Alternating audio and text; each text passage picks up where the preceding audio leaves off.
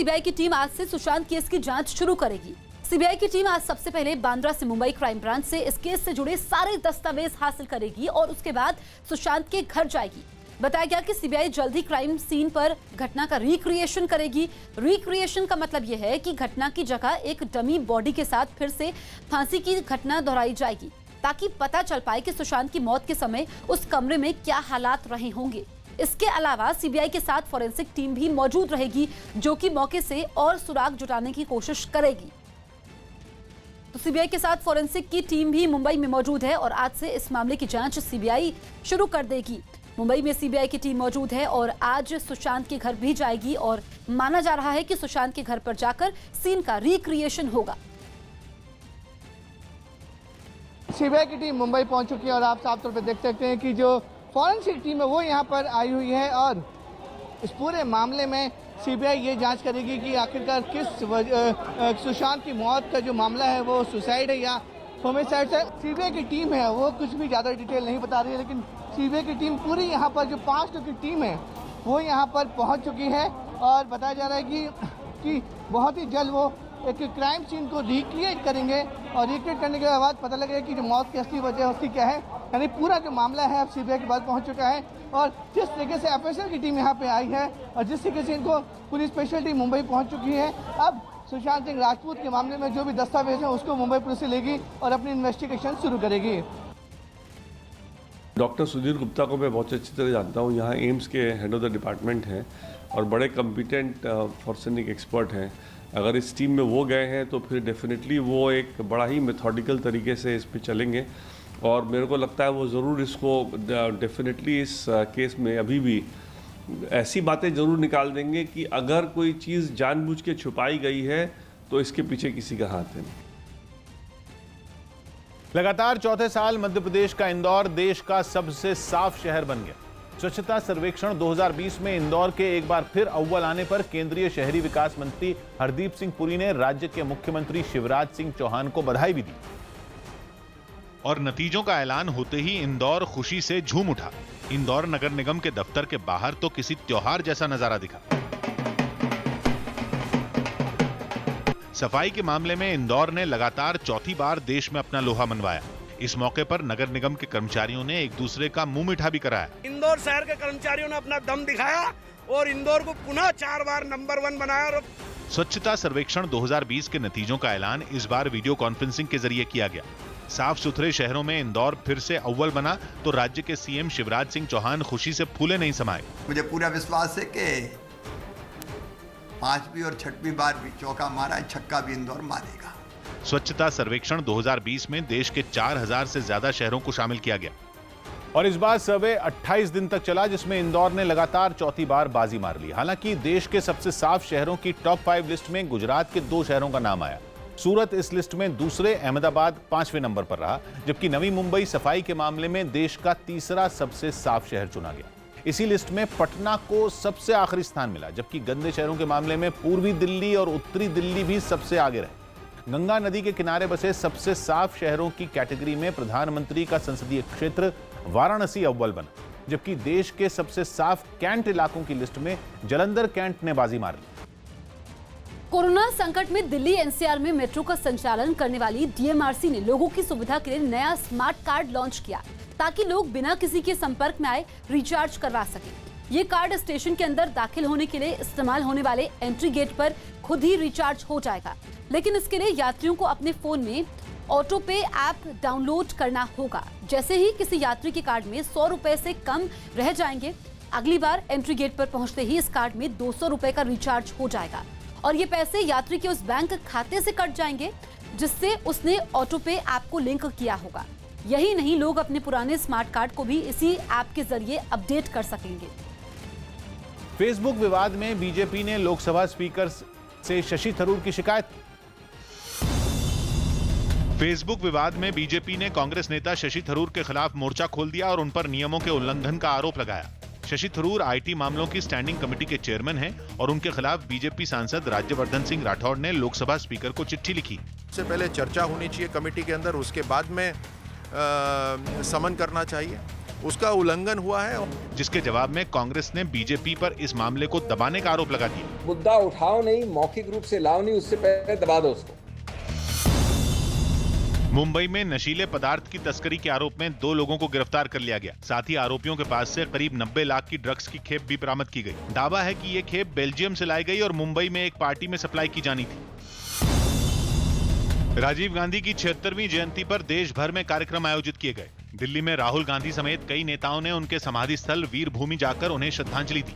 इसके अलावा जयपुर और शिमला समेत दूसरी जगहों पर भी कांग्रेस दफ्तरों में उन्हें याद किया गया। देश भर में अलग अलग जगह पर उनको याद करने के लिए अलग कार्यक्रम रखे गए हैं। छत्तीसगढ़ के दंतेवाड़ा में भारी बारिश से इंद्रावती नदी में बाढ़ आ गई, जिससे 14 गांव में कोहराम मच गया। निचले इलाकों की हालत ज्यादा खराब दिखाई दी और खतरों को भांपकर प्रशासन ने इन इलाकों में आने जाने पर रोक लगा दी। और इसकी वजह इन तस्वीरों में साफ साफ दिखी, जहां पुल और नदी का फर्क समझ पाना मुश्किल हो गया। हर पल पानी की धार बढ़ने से लोग जगह जगह फंसे दिखे। जान जोखिम में डालकर सड़क पार करने वालों को रोकने के लिए प्रशासन के लोग इलाके में मुस्तैद नजर आए। निचले इलाकों की हालत समझने के लिए दंतेवाड़ा के आयरन ओर प्लांट की ये तस्वीरें काफी हैं, जिनमें नदी का पानी झरने की तरह बहता नजर आया। बताया गया कि अगर दंतेवाड़ा में कुछ घंटे और मूसलाधार बारिश हुई तो आधा इलाका पानी में डूब जाएगा। स्विट्जरलैंड के क्लॉजन पास में अपनी गाय के लिए एक किसान की दरियादिली के सोशल मीडिया पर चर्चे हो रहे हैं। इस किसान ने वहां एल्प्स पर्वत श्रृंखला के पहाड़ों से गाय को जमीन पर लाने के लिए उसे एयरलिफ्ट करा दिया। जिसके सामने आए वीडियो में हवा में सैकड़ों फीट की ऊंचाई में गाय हेलीकॉप्टर से लटकी हुई नजर आई। सैकड़ों किलो की हट्टी कट्टी गाय को मोटी मोटी रस्सियों से अच्छी तरह बांधा गया ताकि कोई हादसा न हो। पूरे अभियान के वक्त वो बेहद शांत दिखी। कुछ देर बाद हेलीकॉप्टर जमीन पर आता नजर आया और गाय को सुरक्षित जमीन पर लैंड कराया गया।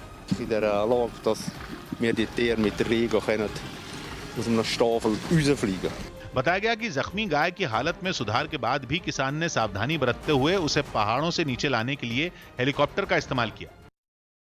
गुरुवार को दिल्ली के पास गुरुग्राम का बसई इलाका गोलियों की आवाज से दहल गया। गुरुग्राम के बसई इलाके में सरेआम बदमाशों ने 3 लड़कों की गोली मारकर हत्या कर दी। इस हत्याकांड से जुड़ा एक सीसीटीवी फुटेज भी सामने आया है, जिसमें बदमाश मोटरसाइकिल पर सवार होकर आते हुए दिखाई दे रहे हैं। इसी बीच दूसरी तरफ से एक मोटरसाइकिल पर एक लड़का भी आता है। उसके आते ही बदमाशों ने पिस्तौल निकालकर गोलियां चलानी शुरू कर दी।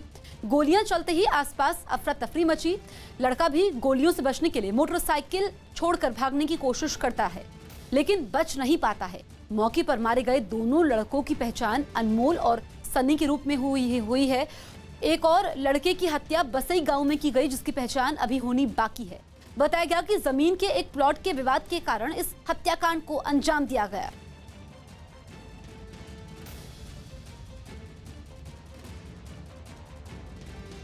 जांच की जा रही है। ये पता चला है कि बसई गांव में कोई प्लॉट को लेके इनकी आपस में कोई रंजिश चल रही थी और ये सब भावनाएं जताई जा रही हैं। उस रंजिश को लेके 2 ग्रुपों में इस तरह के झगड़े की संभावना है, जिसके बारे में अभी आगे तहकीकात की जाएगी और आगे स्टेटमेंट में या गवाहों के बयान में जो चीज़ आएगी, कोई स्टेटमेंट आएगी, उसके बाद ही ज़्यादा कुछ कह पाएंगे। अफ्रीकी देश माली में हुए तख्ता पलट के बाद सेना ने वहां के राष्ट्रपति और प्रधानमंत्री को गिरफ्तार करने की जानकारी दी। इससे पहले सेना के एक धड़े ने बगावत करते हुए उनको बंधक बना लिया था, जिसका सेना की तरफ से वीडियो भी जारी किया गया। वीडियो में राष्ट्रपति इब्राहिम बुबकर केटा के घर के सामने हथियारों से लैस जवान खड़े नजर आए। ये बागी सैनिक गेट खोलकर इमारत के अंदर दाखिल हो गए और वहां मौजूद राष्ट्रपति को बंधक बना लिया। हथियारबंद जवान राष्ट्रपति को बाहर लाए और वहां खड़ी एक गाड़ी में बैठा दिया। इसी तरह प्रधानमंत्री को भी जबरन गिरफ्तार कर लिया गया। हालांकि उनको कहां ले जाया गया, इसकी जानकारी नहीं दी गई। तख्ता पलट के बाद विद्रोही सैनिकों के नेता ने दूसरे विपक्षी नेताओं के साथ एक बैठक की और जल्द से जल्द चुनाव कराने का ऐलान किया। Donc on a mis le peuple au-dessus de cette intervention, raison pour laquelle nous avons décidé। इस बीच माली की जमीनी और हवाई सीमाएं बंद कर दी गई हैं, साथ ही दिन के वक्त कर्फ्यू लगा दिया गया है। संसद के अध्यक्षों के 5वें विश्व सम्मेलन में कश्मीर का राग अलापने वाले पाकिस्तान को भारत ने मुंहतोड़ जवाब दिया। बैठक में पाकिस्तान ने कश्मीर का मुद्दा उठाया, जिसके बाद राइट टू रिप्लाई के तहत भारत ने पाकिस्तान पर पलटवार किया। लोकसभा के स्पीकर ओम बिरला की अगुवाई में भारत ने साफ साफ कहा कि कश्मीर भारत का अभिन्न अंग है और हमेशा रहेगा। इतना ही नहीं, आतंकवाद के मुद्दे पर पाकिस्तान को घेरते हुए भारत ने कहा कि पाकिस्तान के पीएम ने पाकिस्तान की संसद में दिए अपने एक बयान में आतंकी ओसामा बिन लादेन को शहीद बताया था। संयुक्त राष्ट्र की एक समिति भी पाकिस्तान को आतंकवाद का प्रमुख निर्यातक देश बता चुकी है। ऐसे में पूरी दुनिया को पाकिस्तान को अलग थलग करना चाहिए। भारत ने साथ ही कहा कि पाकिस्तान के पीएम ने खुद ये स्वीकार किया है कि वहां की सरजमी पर करीब 40,000 आतंकवादी हैं। पीएम ने धोनी को चिट्ठी लिखकर भविष्य के लिए शुभकामनाएं दी। प्रधानमंत्री मोदी ने महेंद्र सिंह धोनी के संन्यास लेने के बाद उन्हें एक खत लिखा और भविष्य के लिए शुभकामनाएं दी। इस खत में पीएम ने खास तौर पर T20 वर्ल्ड कप और वनडे वर्ल्ड कप जिताने में धोनी की भूमिका की तारीफ की, जिसके बाद धोनी ने भी प्रधानमंत्री का खत सोशल मीडिया पर शेयर किया और शुभकामनाओं के लिए उनका शुक्रिया अदा किया। धोनी ने लिखा कि कलाकार, जवान और खिलाड़ी हमेशा ऐसी ही प्रशंसा चाहता है। यूपी के इटावा में आगरा लखनऊ एक्सप्रेसवे पर एक बस हादसे का शिकार हो गई, जिससे 15 से ज्यादा लोग घायल हो गए। इस हादसे की जानकारी मिलते ही पुलिस वहां पहुंची और बस के अंदर फंसे लोगों को बाहर निकाला। ये बस दिल्ली से बिहार के मधुबनी जा रही थी। हरियाणा के झज्जर में पुलिस ने बच्चे के जन्म से पहले लिंग जांच करने वाले एक गिरोह का पर्दाफाश किया। इस मामले में पुलिस ने एक एम्बुलेंस ड्राइवर को गिरफ्तार कर लिया। आरोप है कि एम्बुलेंस ड्राइवर स्वास्थ्य विभाग की 2 नर्सों के साथ मिलकर लिंग परीक्षण करवाता था। इस रैकेट में गाजियाबाद के भी कई लोगों के शामिल होने का आरोप है। कितने लोगों के खिलाफ मामला दर्ज? अभी फिलहाल 6 लोगों के खिलाफ। 6 लोग, लेकिन नाम और आ सकते हैं। भारत के पूर्व गोलकीपर भास्कर मैथी का ब्रेन हैमरेज की वजह से नवी मुंबई में निधन हो गया। उनके निधन पर भारतीय फुटबॉल महासंघ के अध्यक्ष प्रफुल्ल पटेल समेत कई नेताओं ने दुख जताया। मैथी 1978 के बैंकॉक एशियाई खेलों में भी भारतीय टीम का हिस्सा रहे। इसके अलावा वो 1975 से 1979 तक महाराष्ट्र समेत कई दूसरे क्लबों के लिए भी खेले। यूपी के बलिया में एसडीएम की गुंडागर्दी का वीडियो वायरल होने के बाद मुख्यमंत्री योगी आदित्यनाथ ने उन्हें सस्पेंड कर दिया। आरोप है कि मास्क पहनने और सोशल डिस्टेंसिंग के नाम पर एसडीएम ने खुलेआम लोगों से मारपीट की, जिसका एक वीडियो भी सामने आया, जिसमें आरोपी एसडीएम लोगों पर लाठी बरसाते हुए दिखाई दिए। हालांकि कई लोगों ने इस कार्रवाई पर आपत्ति भी जताई, लेकिन पुलिस के जवानों के साथ लाठियां बरसा रहे अधिकारी पर उसका कोई असर नहीं हुआ।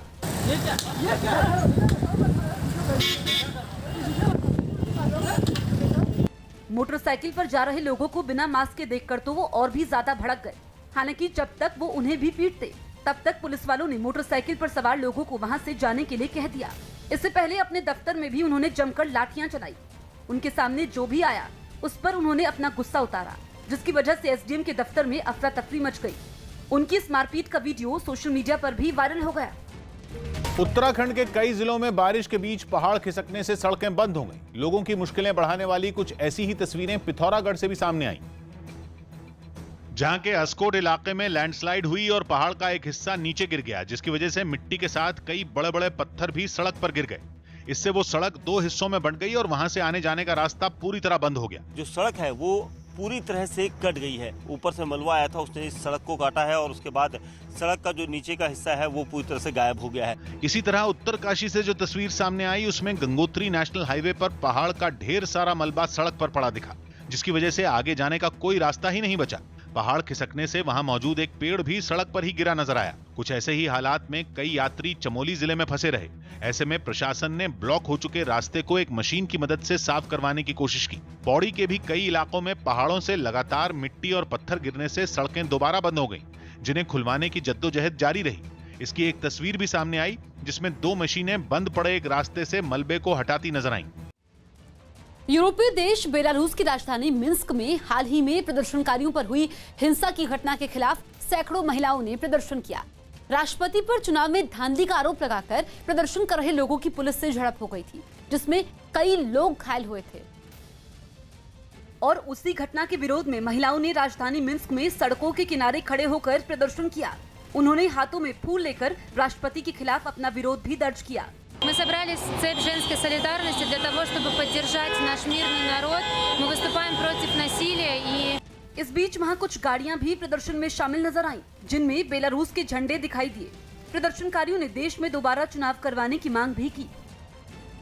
कोरोना के खतरे के बीच जापान में ड्राइव इन सिनेमा की तर्ज पर ड्राइव थ्रू भूत बंगले का चलन बढ़ रहा है। कोरोना की शुरुआत के साथ ही भीड़ भाड़ वाली जगहों को बंद कर दिया गया था। लेकिन नियमों में ढील मिलने के साथ ही वहां के भूत बंगले लोगों को दोबारा डराने लगे। राजधानी टोक्यो में तो ड्राइव इन सिनेमा की तरह ड्राइव थ्रू भूत बंगले की शुरुआत की गई। यानी वहां आने वाले लोगों को उनकी गाड़ी में बैठकर ही भूत बंगले का चक्कर लगवाया गया। इस दौरान डरावनी वेशभूषा में मौजूद कलाकार लोगों को डराते नजर आए। लोगों को डराने के लिए उनकी गाड़ियों के शीशों पर नकली खून तक फेंका गया।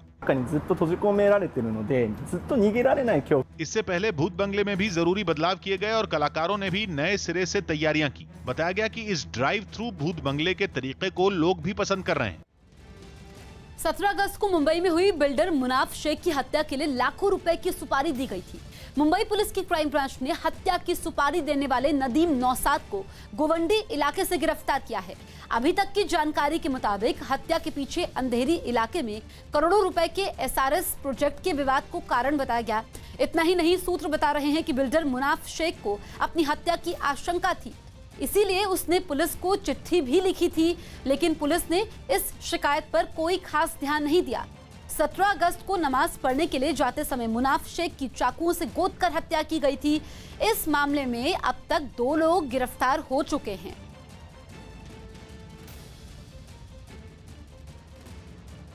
पीएसआई और अन्य अमलदार के माध्यम से वहाँ पे रेड आयोजित की गई, जिसमें वो पहले मंजिले पे यह आरोपी कैरम खेलते हुए बैठा था। इसको जब टीम पकड़ने के लिए गई तो उसने वहाँ से छलांग लगा के दूसरे घर पे चला गया और वहाँ पे काफ़ी सारे घर के ऊपर से वो अपने भागने की कोशिश कर रहा था। इस वक्त विपनों की टीम ने उसको धर दबोचा। राजीव गांधी की जयंती पर कांग्रेस ने राम मंदिर की नींव रखने का दावा किया। कांग्रेस ने दावा किया कि राम मंदिर की नींव पूर्व प्रधानमंत्री राजीव गांधी ने रखी थी। उनकी जयंती के मौके पर भोपाल के एक अखबार में कांग्रेस की तरफ से एक विज्ञापन दिया गया, जिसमें कहा गया कि राजीव गांधी ने राम राज्य की कल्पना की थी। राजीव जी ने मंदिर के ताले खुलवाए थे, कोर्ट के निर्देश पर खुलवाए थे। जिसके बाद बीजेपी ने कांग्रेस के दावे पर सवाल खड़े कर दिए। कांग्रेस ने राम मंदिर के बारे में क्या क्या कहा है, ये देश की जनता बेहतर तरीके से जानती है। कोलकाता की कुछ बसों में अब ट्रांसजेंडरों के लिए भी सीट रिजर्व होगी। निजी बस मालिकों ने बसों में एक सीट ट्रांसजेंडर के लिए रिजर्व रखने का फैसला लिया। ट्रांसजेंडर के साथ कोई भेदभाव न हो, इसलिए ये फैसला किया गया। ये पहली बार है जब ट्रांसजेंडर्स के लिए बस में सीट आरक्षित की गई है। यूपी के आगरा में एक डॉक्टर की हत्या के आरोपी को पुलिस ने गिरफ्तार कर लिया। आरोपी विवेक तिवारी भी डॉक्टर है और दावा है कि वो डॉक्टर योगिता से शादी करना चाहता था, लेकिन किसी बात पर दोनों के बीच विवाद हो गया, जिसके बाद आरोपी विवेक ने योगिता की हत्या कर दी। शुरुआत से ही इतने झगड़े स्टार्ट हो गए और इतनी ज्यादा हॉट टॉक स्टार्ट हो गई कि जिसमें मैंने गला दबा के उनकी हत्या कर दी।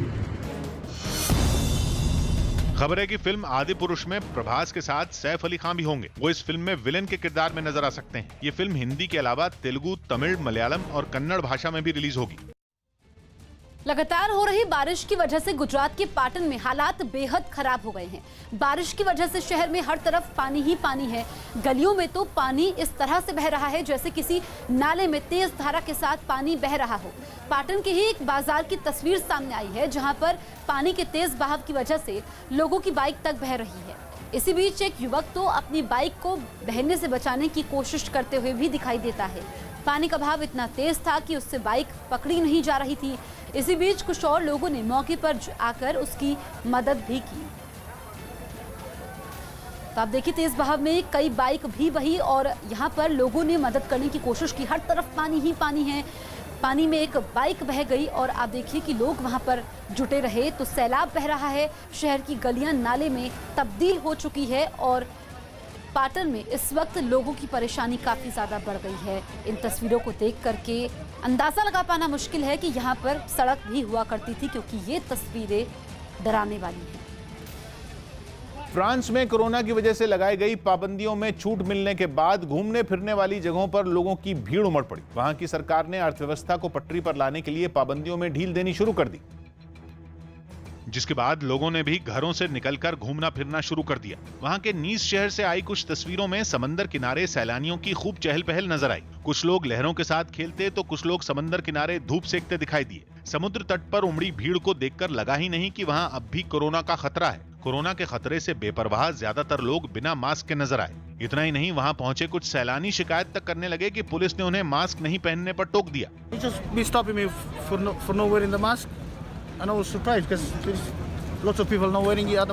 पाबंदी हटते ही वहां के रेस्टोरेंट और बार भी फिर से गुलजार हो गए, जिसके बाद कई महीनों से लॉकडाउन झेल रहे लोग वहां मस्ती करने पहुंच गए। लेकिन वहां भी भीड़ में कुछ ही लोग अपने मुंह पर मास्क लगाए नजर आए, जबकि स्वास्थ्य विभाग ने कोरोना को अब भी बेहद गंभीरता से लेने की सलाह दी है। फ्रांस में पिछले 24 घंटों में कोरोना के करीब 4000 नए मामले सामने आए। बिहार के खगड़िया में बाढ़ की वजह से हालात दिन पर दिन खराब होते जा रहे हैं। बाढ़ का पानी रोज नए इलाकों में घुसता जा रहा है। बाढ़ से खगड़िया में अब तक 1.5 लाख से ज्यादा आबादी प्रभावित हो चुकी है। घर हो या दुकान, हर तरफ पानी ही पानी है। लोग घर में बचे कुचे खाने के सामान को बचाने की जद्दोजहद में जुटे हुए हैं।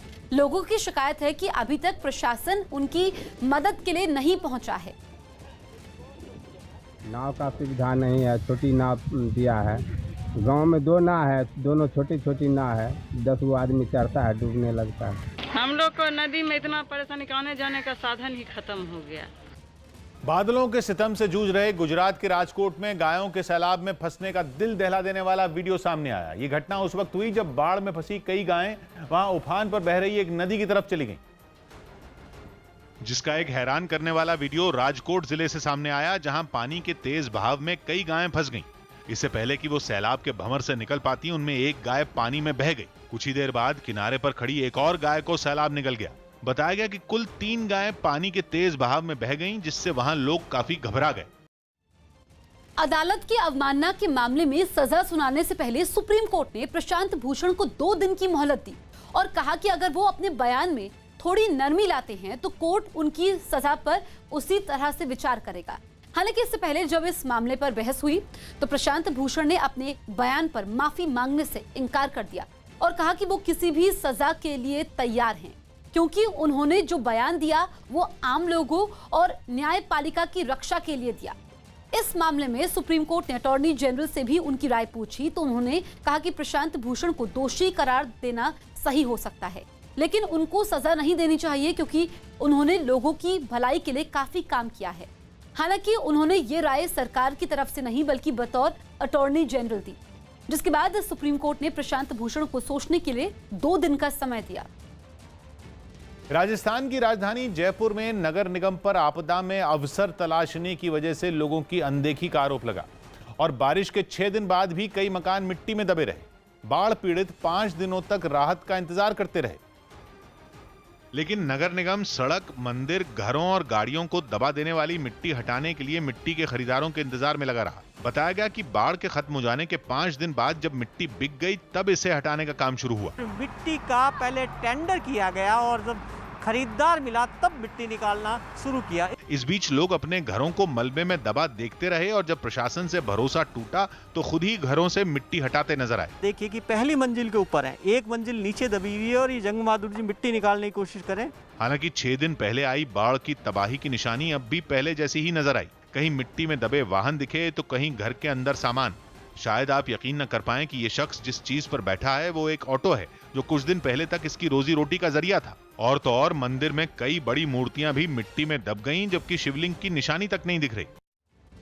सुशांत सिंह राजपूत की बहन श्वेता सिंह ने अपने भाई को याद करते हुए एक ट्वीट किया है। उन्होंने सुशांत को याद करते हुए बचपन की फोटो ट्वीट की है, साथ ही एक वीडियो भी ट्वीट किया है जिसमें सुशांत सिंह राजपूत चिड़ियों को दाना खिला रहे हैं। इस ट्वीट के साथ ही उन्होंने गजल भी ट्वीट की है, जिस पर जवाब देते हुए अंकिता लोखंडे ने लिखा कि सुशांत का मनपसंद गाना था।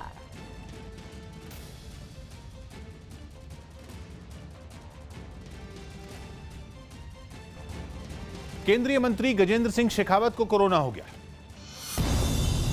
केंद्रीय जल शक्ति मंत्री गजेंद्र सिंह शेखावत की कोरोना रिपोर्ट पॉजिटिव आई, जिसके बाद वो अस्पताल में भर्ती हो गए। इस बात की जानकारी उन्होंने खुद सोशल मीडिया के जरिए दी। साथ ही गजेंद्र सिंह शेखावत ने उनके संपर्क में आए लोगों से भी एहतियात बरतने और जांच करवाने की अपील की।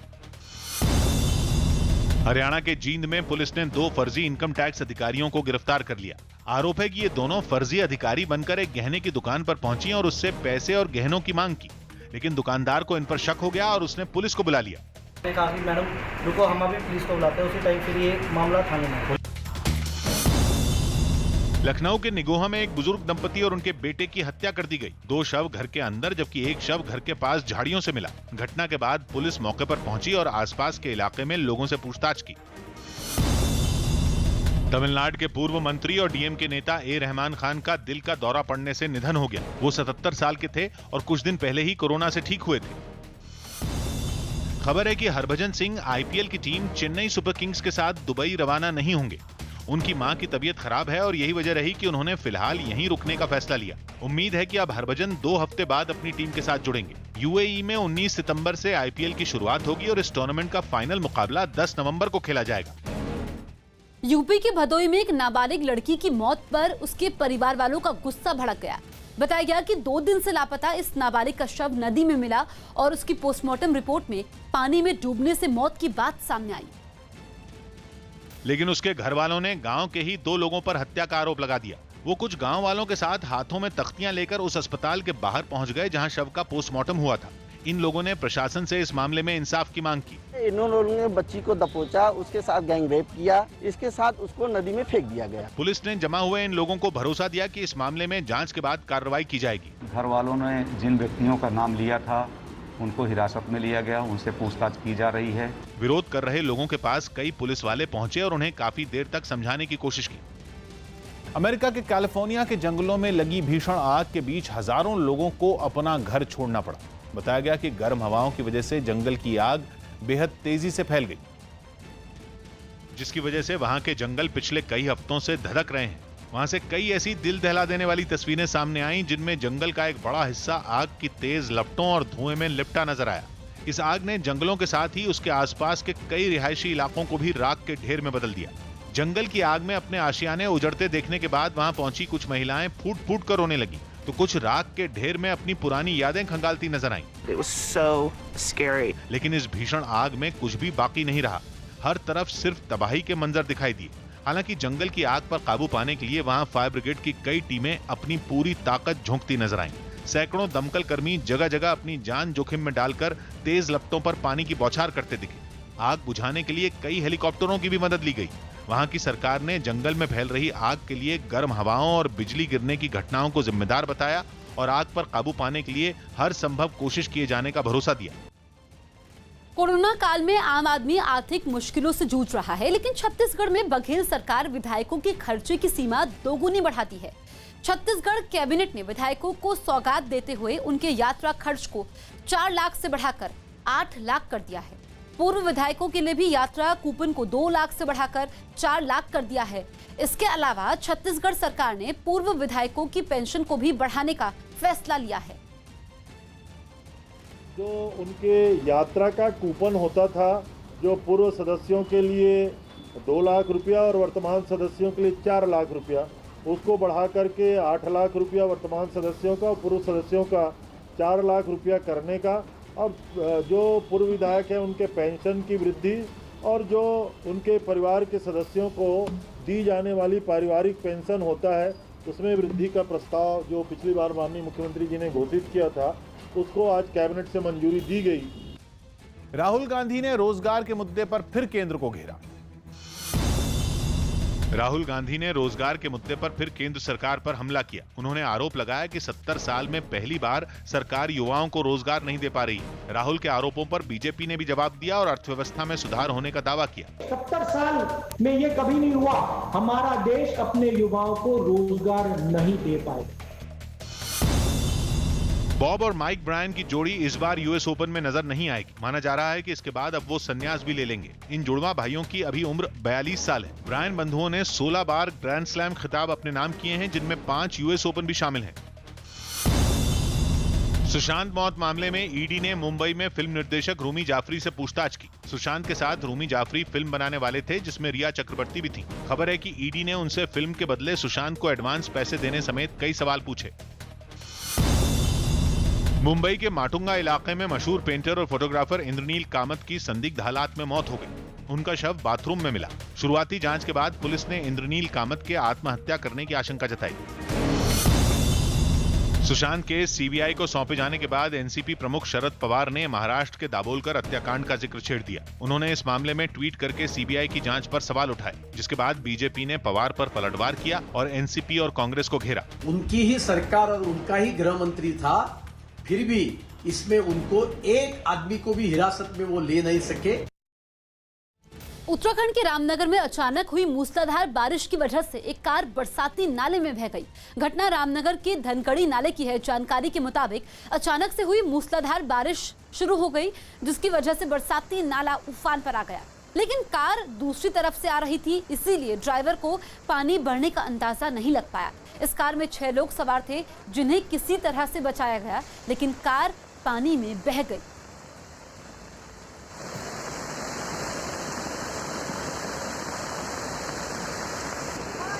यूरोप के देशों डेनमार्क और स्वीडन के बीच पानी के एक इलेक्ट्रिक जहाज का समुद्री सफर शुरू किया गया।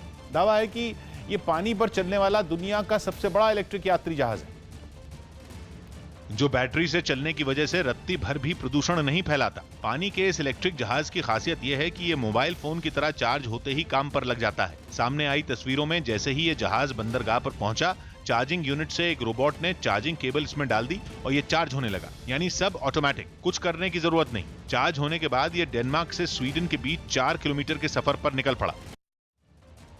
बेकाबू होते कोरोना के मामलों को देखते हुए पंजाब सरकार ने एक बार फिर से शाम 7 बजे से सुबह 5 बजे तक के लिए कर्फ्यू लगाने का फैसला किया है।